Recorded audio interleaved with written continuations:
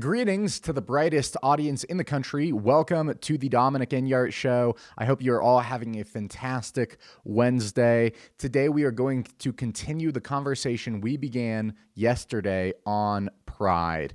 And pride is considered by many to be the great sin. Why? Well, because through pride, all other sins enter in. And that's true in both our day-to-day lives and, historically speaking, with the first sin of Satan. It was pride. Pride, by its very nature, is competitive. Pride is not interested in being beautiful or powerful or wealthy. Rather, it is interested in being more beautiful, more powerful, more wealthy. And pride, that because of its competitive nature, it is inherently divisive. And that's why so many atheists, they are so often prideful. Pride is comparative. And when an atheist is face to face with God, a being which is indescribably more than they are, indescribably more in every regard, in every way, one of the most effective coping mechanisms is to deny his very existence. They deny clear reality to satisfy pride. It's very foolish, but it makes a lot of sense. And while other vices, in some cases, they can serve to bring people together, pride can only serve to tear people apart. Pride is the worship of self. And when you are focused on yourself, you can that's mutually exclusive from being focused on others. The virtue to counteract pride is humility, and as it seems, Christians are the only ones who are able to live by humility. And to reiterate, that doesn't mean that Christians are perfectly humble. No, far from it. But Christianity is the only intellectual belief system or religion that claims our God has set forth a moral standard which we have all violated. We all have fallen short of that standard, and we must submit to Christ, and then and only then he may redeem us. And you might say, well, Muslims, they believe basically that. And yeah, they're probably the closest to Christians, yet they do worship a false god, and they do not have the humility to recognize Christ as the true God and Jesus Christ who rose from the dead. We recently did a series on evidence for the resurrection of Jesus. Make sure to check that out. That is on my YouTube channel, the Dominic Enyart YouTube channel, which we wrapped up, by the way, by publishing for free Bob Enyart's full-length documentary, Mount Moriah, Evidence for the Resurrection of Jesus Christ. You really have to check that out. You're doing yourself a big disservice if you don't watch that.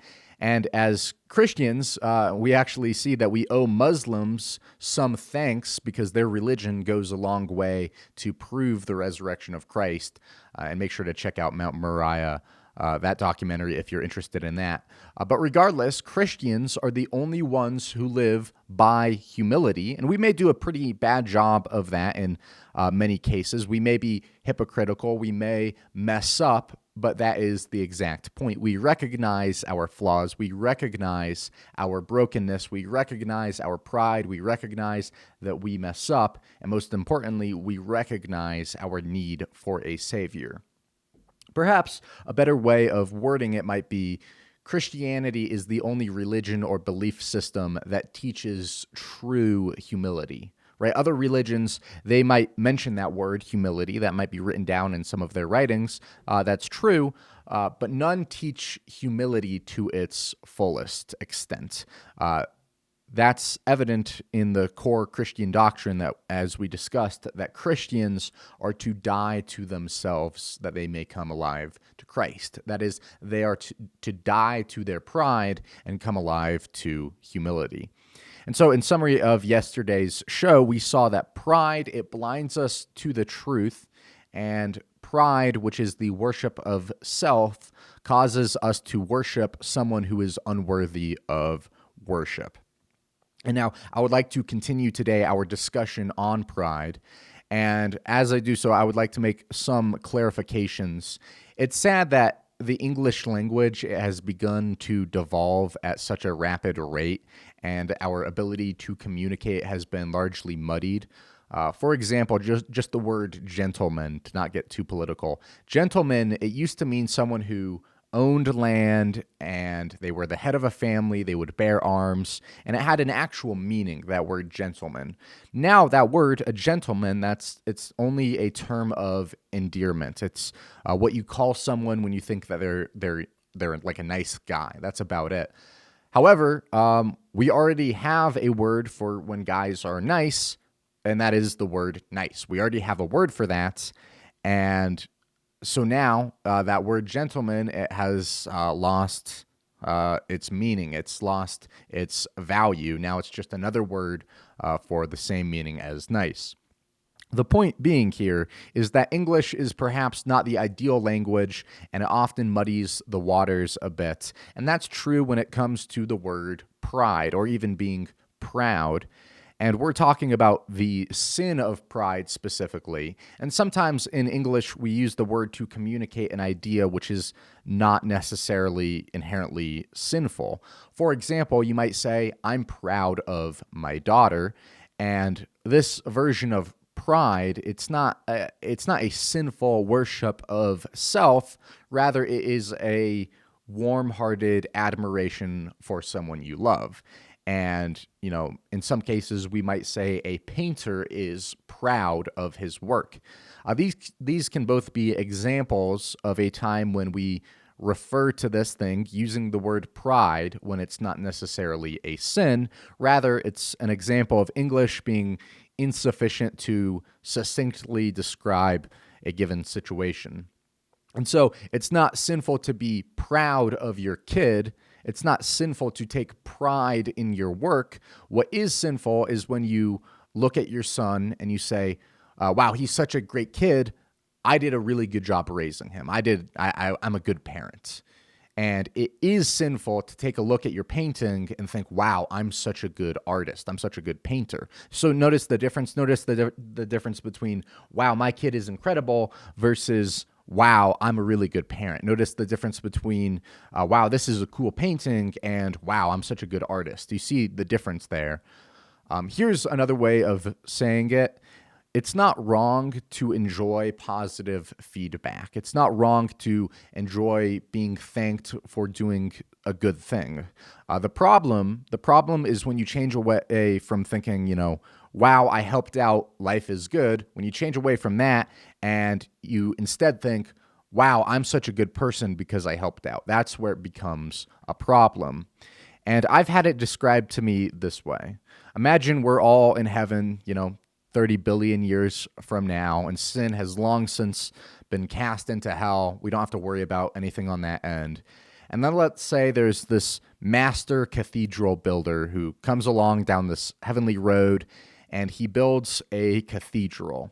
And it takes him 1,000 years to do so. It's perfect in every respect. It's beautiful. It's God-honoring. It's designed for God. And then all of the residents of heaven, they all come through, and they just marvel at this awesome cathedral. It's really beautiful. It's really something impressive to behold. The question is how does the builder, how does he appreciate his own work in this situation? Well, most likely he will enjoy it in the same way that the other Christians enjoy it, as if it was someone else's work. He will enjoy the cathedral for its merit. He will not be enjoying the fact that he was the one to build it. Humility, it is the cure for pride as well as being the cure for so many other ailments. And what is humility? What is humility in its most, in a very simple, succinct description? As C.S. Lewis, he described it this way. He said, humility is not thinking less of yourself, but it is thinking of yourself less. And so that cathedral builder, for him, humility is not saying, wow, I did a really good job building this cathedral. Rather, humility is removing the word I from the equation. So it's fine for him to think, wow, this cathedral, it's phenomenal. It's less fine for him to think, wow, I did a really good job building the place. I did a good job. I am a good cathedral builder. And so now, pride is such an incredibly powerful force. It has such a strong grip on everyone, and without the help of Christ, it will for our entire lives. It'll have a hold on us for our entire lives. Part of what makes it so dangerous is that it is what I call a very slippery sin. It's a very tricky, and there's some vices, some sins which you really can't deny, right? If you go out and get drunk, you can't deny that you're drunk. If you get a DUI, you drive into a tree or something, you can't deny that. It's not a slippery sin, right? And like murder, when you pull out a gun and you shoot some old lady who's given cookies to homeless dogs or something, whatever it is, you have something that's a tangible, in your face, an evidence, a reality that's in front of you, something that's, you can't deny that. When a man cheats on his wife and he gets an STD, he can't deny that. He can't pretend that that's not real. And he can't just pretend that things aren't that way and then go on seemingly in a normal way. But he has to confront those realities. But pride is a very tricky sin. Pride has a way of slithering in without you noticing it. Pride will even take good virtues, and they will take those good virtues and use those to pry open your heart to slip in. And so what do I mean by this? Well, say take humility. Humility is the cure to pride, and yet pride itself will use even humility as a way to get into your heart. So say you are a prideful person and you recognize your pride, and you decide one day, hey, I need to become less prideful. I need to become humble. And so you read your Bible, you do whatever it takes, you confess all this stuff, you do whatever, and you become humble. And you're genuinely humble for, say you're humble for a week and you're doing well. It's a good job. You're doing well. Do you know what pride will do in this situation? Even in this situation, pride will sneak in and say, hey, you're doing a really good job with your humility there. Not bad. You're being really humble right now. I feel like people should take notice of how humble you're being. Like, you're really good at this. And you didn't even take any credit for that good deed earlier. I feel like somebody should have noticed. You should get credit for not taking credit for that good deed earlier. And so do you get that? Do you get how dangerous pride is? You can actually become prideful for how humble you are. That is how dangerous pride is. And now, of course, the solution to this specific danger, to that specific example, is just to realize how humorous that is and tell Satan to kick rocks. Say, hey, buddy, hey, Mr. Satan, with all due respect, which is none, in Jesus' name, get lost. I kind of have the same power that raised Christ from the dead in me, and I'm going to go ahead and use that and tell you to hit the road. And so the solution there is simple. It's just recognize the humor of this situation. But the point is made. Pride is a very slippery sin. It is a very slippery vice that will squeeze itself into your life whenever and however it can. In any opportunity that presents itself, pride will try to slip in. And now, Satan is a very cunning beast. He is willing to allow you to cure one vice as long as he is willing to sneak pride in along with the cure. And so if you are promiscuous, if you're unchaste, he will help make you chaste if he can sneak pride in along with that in the mix. And so if Satan can surround you with Christians who want you to be chaste and will be good accountability partners, he might just do that. Satan is okay with, you telling your accountability partners, hey, bro, I didn't watch any porn this week, as long as in your mind you're tagging on to the end, aren't I such a good guy? Aren't I doing a really good job not watching porn? As long as you're tagging that on to the end, he's good with it. And why? Why would Satan be good with that? Why would Satan be good with you curing a vice like that? Well, because pride ushers in all the other sins. Pride ushers in all sin. And so Satan is more than willing to sneak in pride into the cure for unchastity and give that to you. He's more than willing to do that. The example that Lewis gave was that Satan is more than happy to cure a skin itch if he can sneak lung cancer with it. Part of the reason why he'll cure a sin to replace it with pride is that pride will actually end up growing back the original sin. And so take that example of chastity. Satan, he might be okay with us becoming chaste for, a month or two, because that might instill pride in us. And we love the praise that we get from our accountability partners. We love them saying, hey, good job, you're doing really well.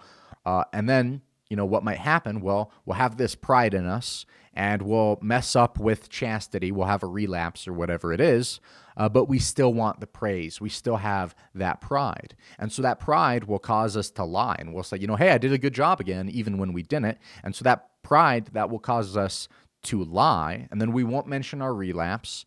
And then we'll be lying about chastity. Then the accountability part of the equation, that loses all value. And then we go back to being unchaste. And then you also have pride there in addition to that. And because when you're getting these positive feelings of praise from not watching porn, or you'll like that. That'll give you pride, and then so you'll be willing to lie about that in the future. And then so what ends up happening? Then you start off with being unchaste.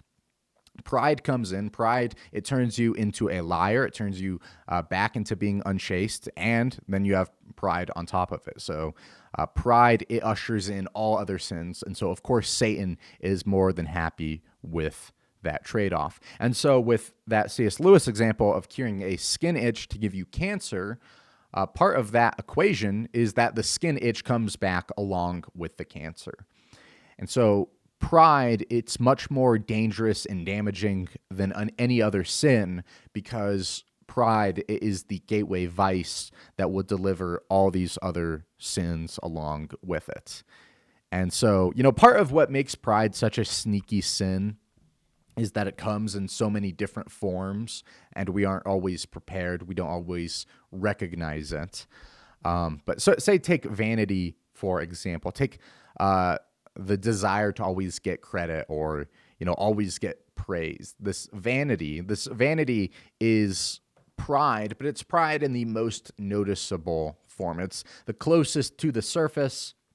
It's perhaps, the most obnoxious, not the most damaging, but it's really annoying.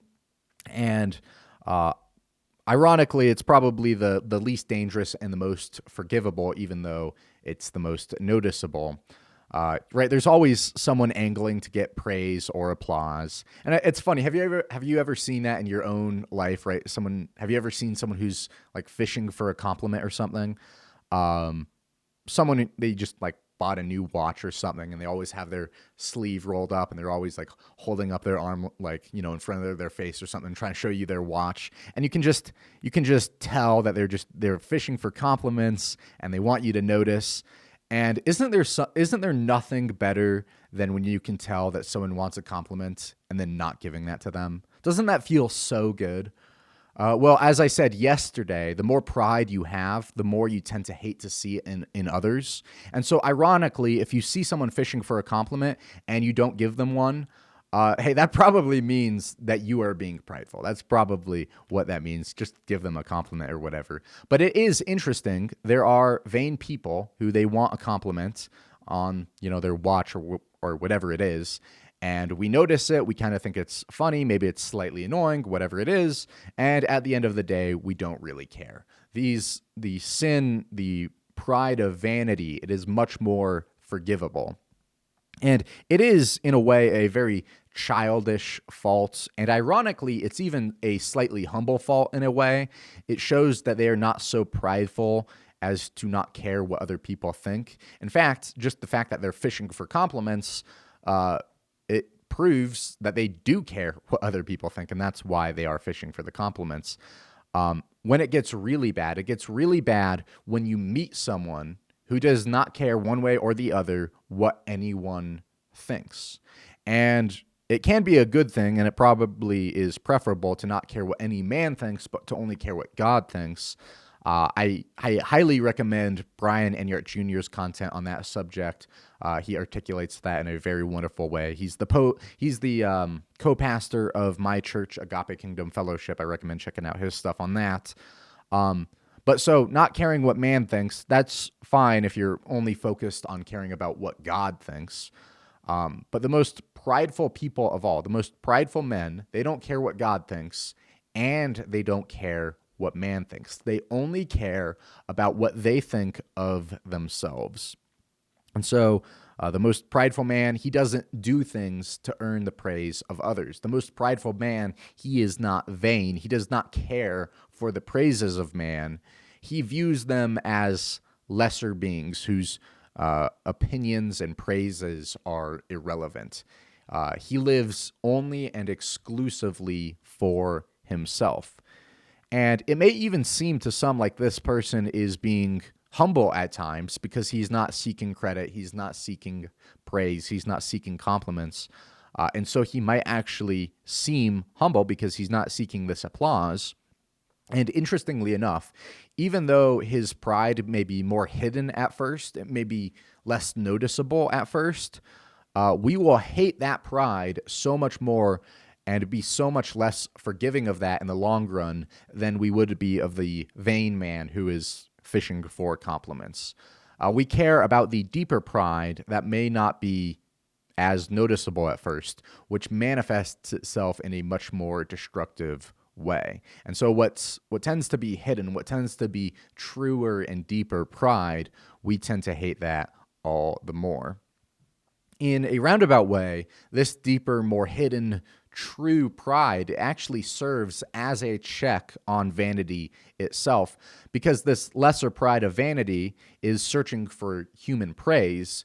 The deeper pride does not care for human praise. The deeper pride doesn't care what anybody thinks. And so, this is another example, Satan is willing to help cure vanity by instilling this deeper pride. Satan is very cunning. He's very smart, and he's very effective at, getting us to sin. And this happens to children quite frequently. I think pride is a tool which, even parents and teachers use to teach their children. They say, hey, don't hit your sister. A really awesome, great person would never hit his sister. A big boy wouldn't hit his sister. And so we do this. It's natural almost. It flows out just easily. We appeal to pride to try and cover up other sins when we should never do that. We should never appeal to pride to try and fix another sin, to solve another sin. You don't do evil, that good may come of it. We mustn't be vain, but what's worse than being vain is calling on pride to lessen our vanity. And y'all really need to check out chapter 8 of the third book in Mere Christianity and Christian Behavior. Chapter 8 is titled The Great Sin, and that talks all about the subject of pride and all its dangers. And Lewis, he really lays all of this out very well, and I learned a lot of this from him. I can't recommend him highly enough. And he illustrates that it's better to be in the prideful frying pan than the fire. And now, since pride is such a sneaky sin, when we're considering pride, we really see the value of King David's prayer, "Search me, O Lord, and find any evil way in me." By the way, it's interesting that David thinks that God has to search him, and that sin isn't always extremely obvious. Often it's hidden very deep within us. And the Bible says that God does just that, not that just God looks and sees it instantly, but that he searches. And of course, humanity, we are unable to search in the way that God searches. Only God sees the heart in the way that he does. And he is a master searcher of sorts. He will leave no stone unturned, or perhaps maybe you could say he will leave no heart unturned. And there's no corner of our souls which he is unable to expose to the light. And that is why there's such value in praying David's prayer after him, saying, "God, please search me, find any evil way in me," because this pride, it really can be hidden in us. And God, he can search us in a way that is way better than any way that we could ever search ourselves. And he knows us in a way that in a much deeper way than we even know ourselves. And so I don't think we should take any credit away from God's searching skills here. It's not a simple task. The soul is a complicated place. And if it were really so simple, it'd be easy for us to do. We could do it ourselves, but it's a hard task, and hence why we need Christ to search us, and he does a marvelous job with that. And so it is very important to be praying, search me, O God, find any evil way in me, make it clear to me that I might try to die to myself, that I might try to cast that away from myself, and I need to rely on you through that process. And now, last show, I mentioned that pride, it makes us stupid, it blinds us to the truth, and that pride is the worship of self. And of course, we are not worthy of worship. These are both true, but there is another reason why God forbids pride. Two reasons, actually. Number one, I mentioned in our chastity series that you only have so much emotional love that you can give out. That's true. That's also true with worship as well. We only have 100% of our worship to give, and if we give 25% of that to ourselves, then we can't give 100% of it to Christ. And of course, we should give 100% of our worship to Christ, to the God of the universe, and we should not hold back even a sliver for ourselves. It's not the way we were designed. We were not designed to receive worship, but to give worship. And it's interesting that everyone in the past who demanded worship, we see them as very evil figures, right? Egyptian pharaohs, these people would build giant monuments to themselves. We see them as very evil, yet all too often we try to be exactly like them. And perhaps it isn't the most perfectly clear-cut example that we could have, but that's merely because the prideful people of today, we don't necessarily have the power to command worship in the same way that pharaohs of old did. If we did have that type of power today, we certainly would do that because human nature does not really change over the course of human history. We've been evil all along. We've been prideful all along, and I don't think that has changed or ever really will change. Until, maybe when we're in heaven. But pride is a direct violation of the greatest command. Love the Lord your God with all of your heart, with all of your soul, and with all of your mind. And because pride, when you're worshiping yourself, you can't be worshiping God. You can't serve two masters. The second thing is that pride offends God. It is stealing worship away from him that he is due. It's not just that we're worshiping ourselves and we're not deserving of that, but it's that we're stealing it from him. And now when I say this, I don't mean to imply that God is some egotistical narcissist who feels threatened by any means from someone who is withholding worship. There are a few things to consider about this point. One, pride has a way of pretending that the prideful person is somehow better than they actually are.